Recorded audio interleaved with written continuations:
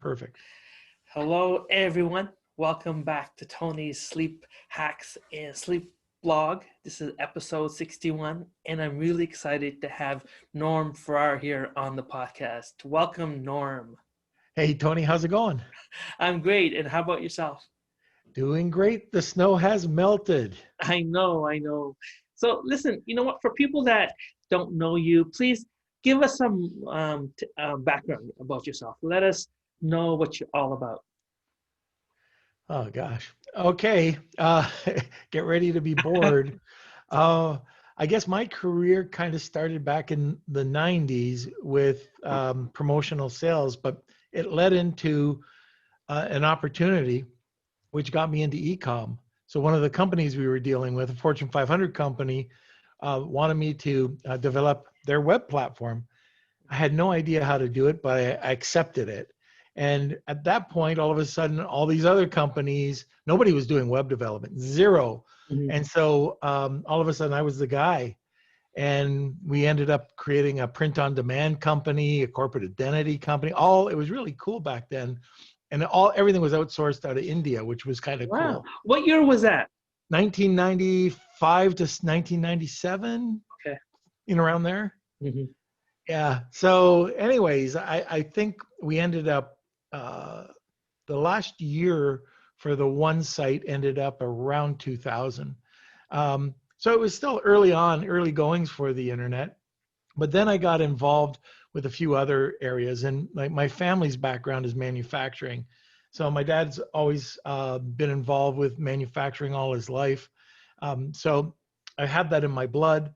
And he asked me to do a joint venture with him, which was really, really cool. It was contracted manufacturing, where he just had this thought that we could really just kind of take over a lot of manufacturing in the arts and crafts and women's cosmetics niche Mhm. by going over to Taiwan and setting up in Taiwan. Nobody was like, this is 2000. Nobody was going there. So we opened up one facility, then we opened up a second facility, and then we had a warehouse, and we got into some specialty packaging, just basically everything you needed to do to bring your product to market. So I had a very strong branding background. So I've dealt with all sorts of companies in branding. And then after that, it was like opening up a sourcing company, um, which led to Amazon. So everybody needs all of those kind of components. And I was able to go source, package, put everything together, get them up, advertise, do social media. That was another company, web design, social media, and SEO.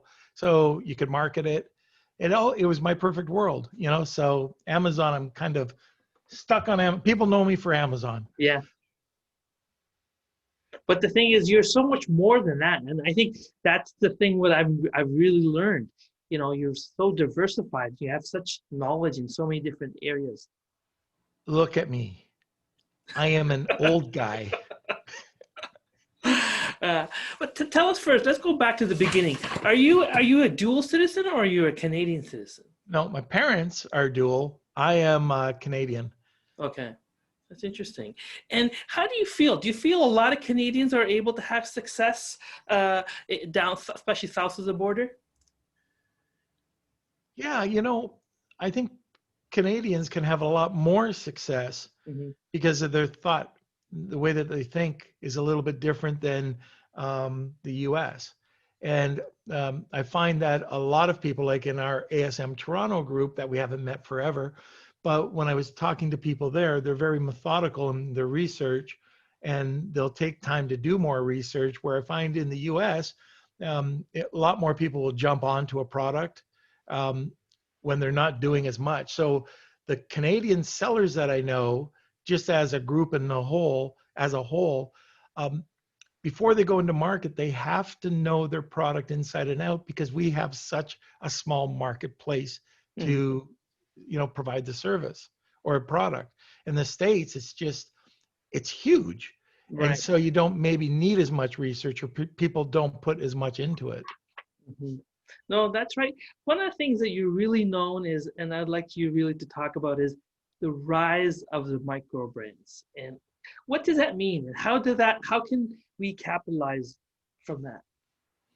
Well, when we were growing up, you would know brands, Kraft, you know, Lipton, these are names that would be given that you'd be watching TV or hearing them on the radio, and they were household names. Lysol or whatever these chemicals were for cleaning products, fantastic, all this stuff. Anyways, there were household names. And when all of a sudden you see eBay or Amazon, and Amazon's the primary platform for this, is it allowed the small person without investing. Like, you're in Toronto. I've got a buddy who lives in Toronto and he sells shoes. And before he could sell one pair of shoes, he probably had to invest $250,000 in everything to sell one pair of shoes. Well, all of a sudden, we open up, for the most part over in China, but find manufacturers that will provide a product you can design and put it on Amazon, and all of a sudden you're getting money from it and nobody knows who you are. Now, the good thing is that you can kill it right now. You are on a level playing field with guys that have to spend tons of money. They're whales. They can't turn on a dime, where you can see what's working and what's not working. You can build your awareness.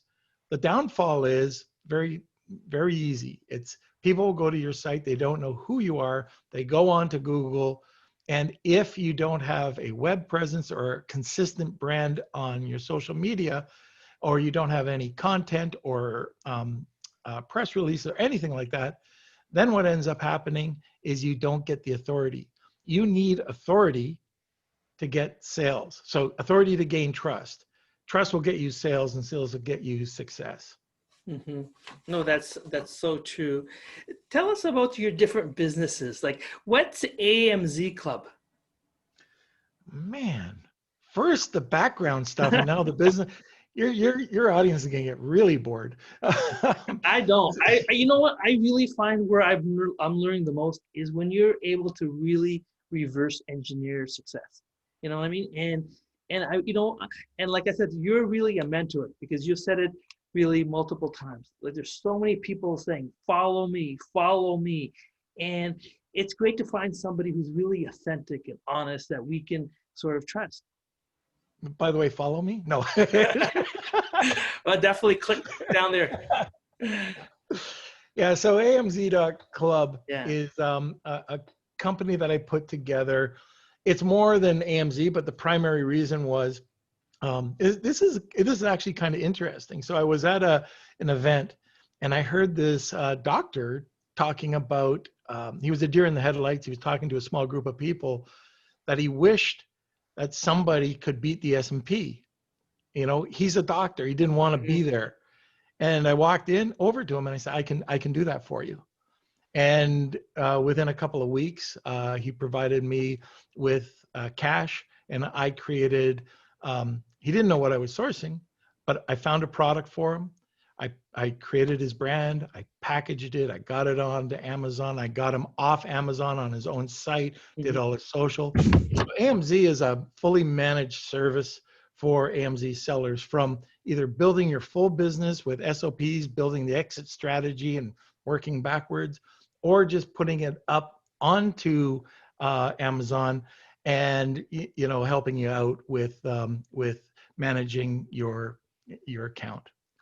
So could that be for sort of a silent investor, people who have money, but they don't have the time, the expertise, and they want to be hands off and get a return?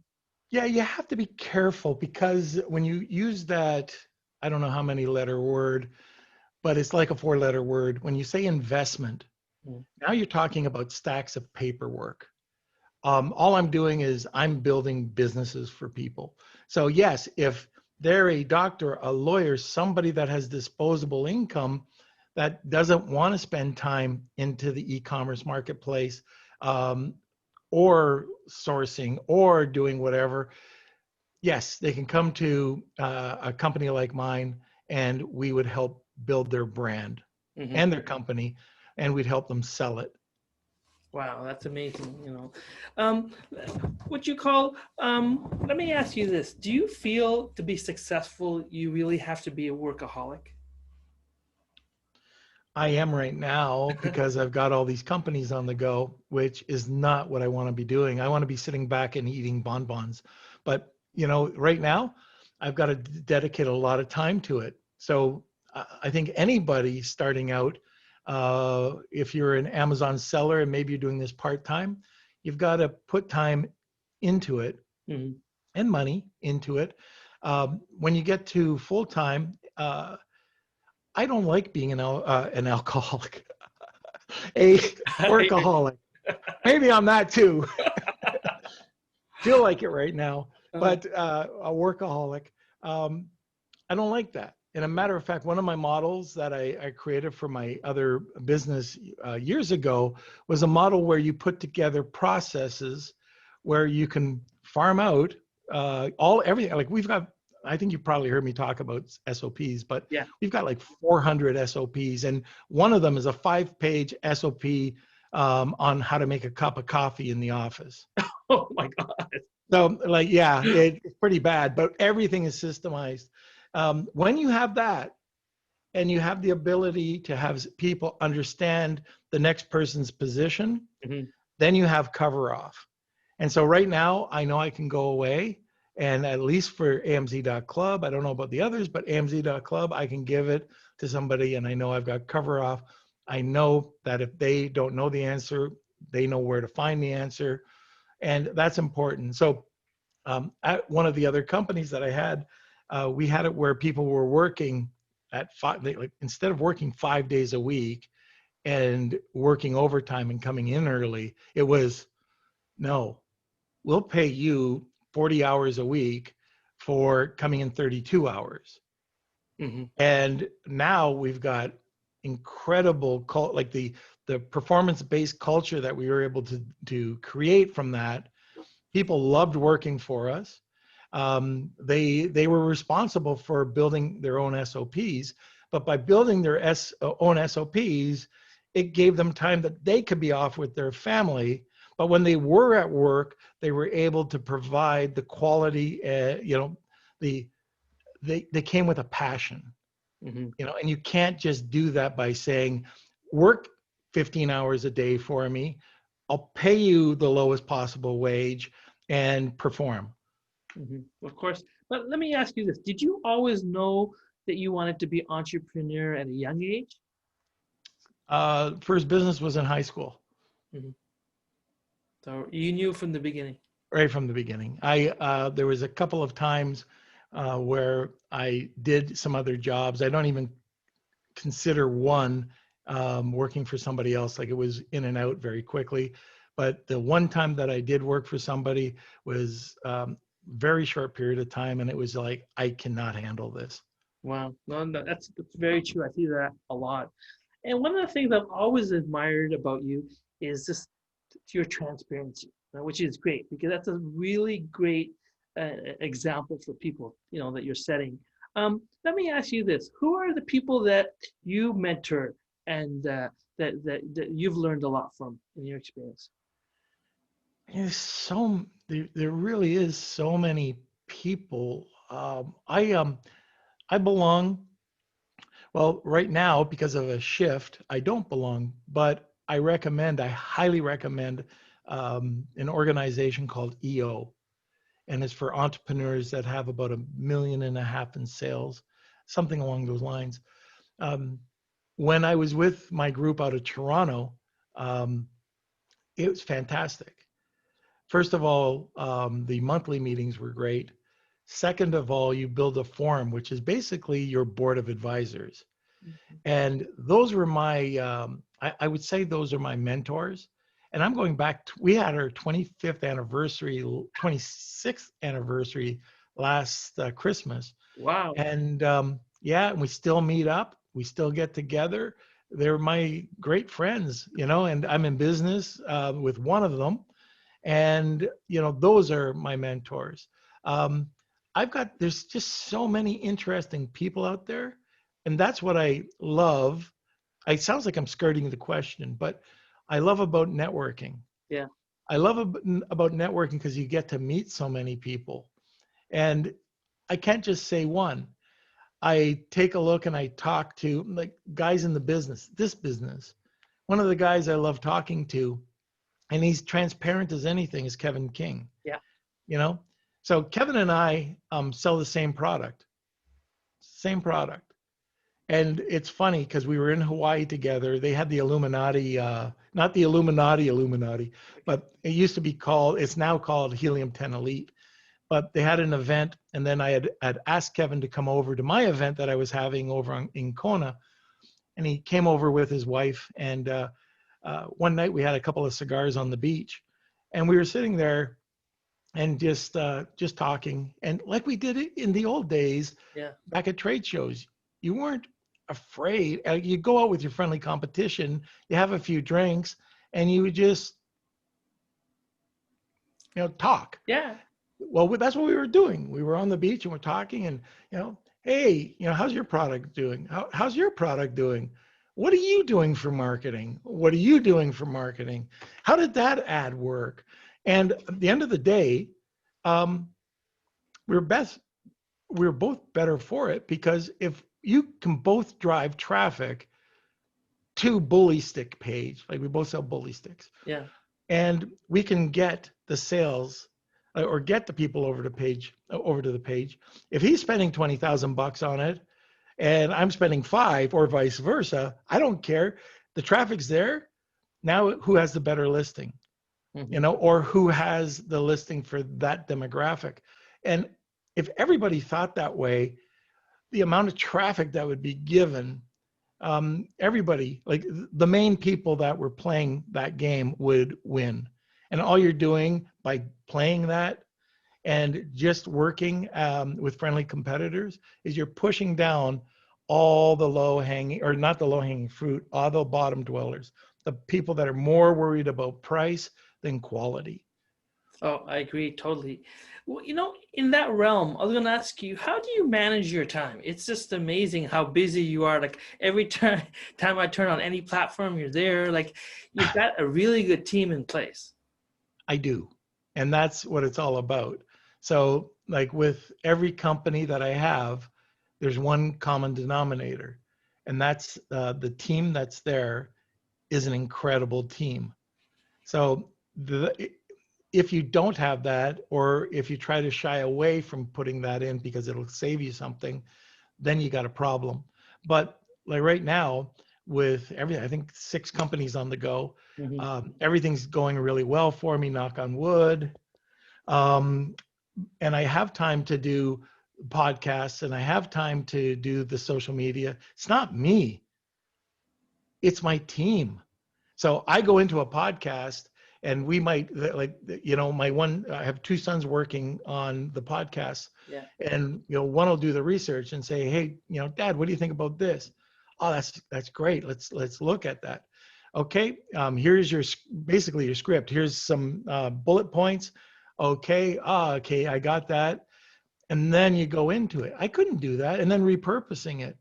Kels goes in right after a podcast, and he repurposes it all over the place, all over different platforms.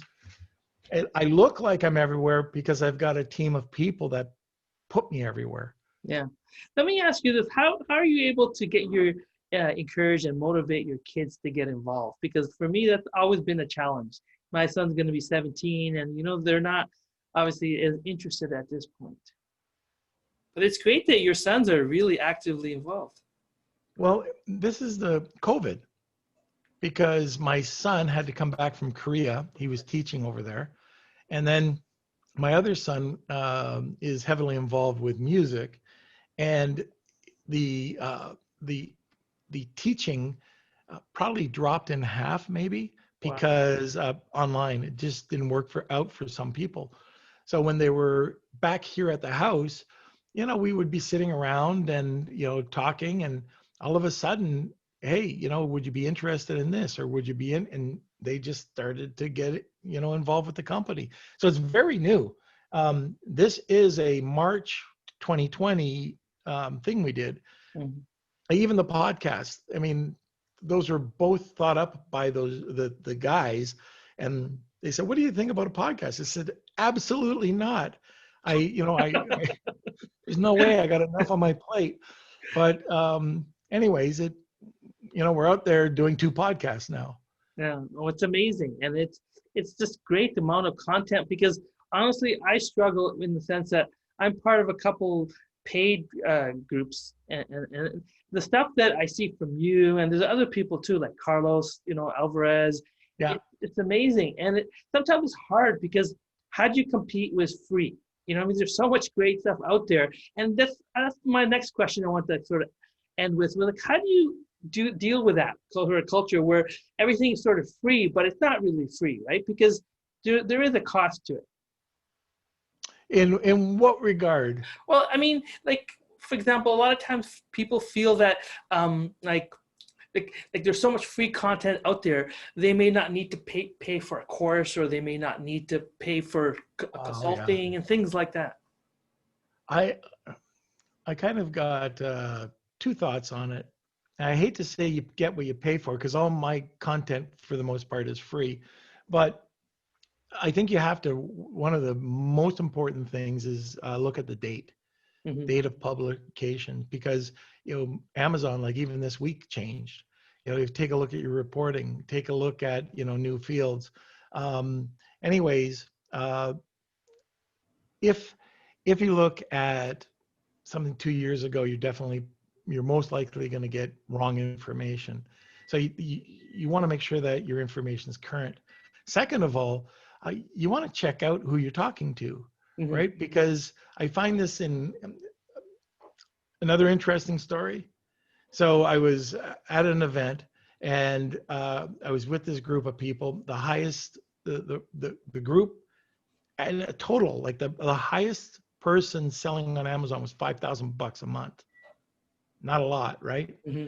So, anyways, guy comes up on stage and says, "Oh, by the way, um, for you people who are finding it hard, or cash flow, or have failed, we've got a solution for you." And the solution was becoming a consultant. And so, after this speech was done, the same group of us got together, and the majority of those people signed up as a consultant. So how can you give advice to people when you fail, Yeah. or you don't have any experience, and they're going to be I see it all the time. Like, people have no clue about what they're talking about, and they're charging a premium price, and they'll either contact me to help contact their client, and it's you you have to make sure that the credentials are there, Yeah. and that's key. Now, going on the paid side, I go to events. I go to events to network. I go to events to be educated.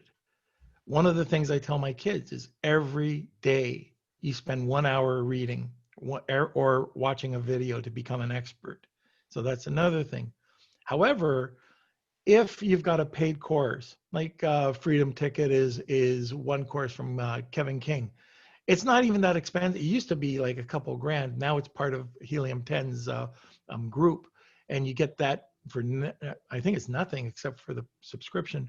Yeah. And I don't have any affiliates with any, anyway, a course like that gives you a nice, clearly defined, here's what you do. Yeah. The next step is to go and find a great group to either mentor, or just a mastermind where you can ask questions and get answers. But there is difference. So the free stuff, yeah, you got to qualify. You have to qualify. The next group is, you can go to an event and find some interesting people, start networking. And then the next group is, yeah, pay. You get what you pay for. And the interesting part right now about where the time we're living in, Hmm.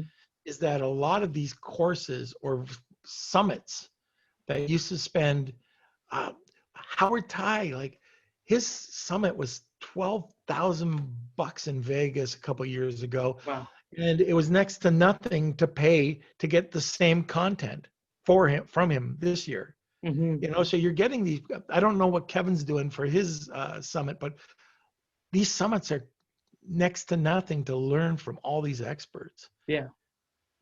Well, you know what? I want to thank you very much, Norm. It was been great talking to you. Like you have so much information. I could just go on for hours, but you know, it's been really insightful, and I highly appreciate it. Hey, no problem, Tony. I hope I wasn't too long-winded. No, I learned a lot, and take care. All right, thanks. Okay, there we go. It just stopped the recording.